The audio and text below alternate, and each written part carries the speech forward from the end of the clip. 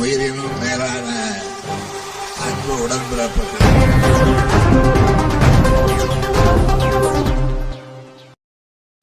திருப்பெரும்புதூர் சிறப்பு நிலை பேரூராட்சியில் 35.88 கோடி ரூபாய் மதிப்பில் கட்டப்பட்ட விரிவான பாதாள சாக்கடை திட்டம் திறப்பு விழா.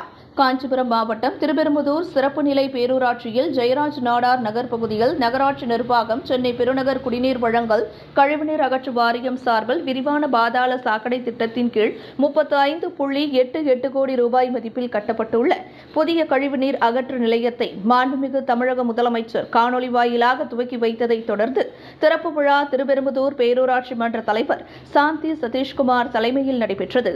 இந்த விழாவில் திருப்பெரும்புதூர் ஒன்றிய குழு தலைவர் எஸ்.வி. கருணாநிதி, பேரூராட்சி துணைத் தலைவர் இந்திராணி சுப்பிரமணி உள்ளிட்ட உள்ளாட்சி பிரதிநிதிகள், வார்டு உறுப்பினர்கள் மற்றும் சென்னை குடிநீர் கழிவுநீர் அகற்று வாரிய அதிகாரிகள், பேரூராட்சி அலுவலர்கள் கலந்து கொண்டு முதல் சாக்கடை திட்டத்தினை பொதுமக்களுக்கு திறந்து வைத்து அர்ப்பணித்தனர்.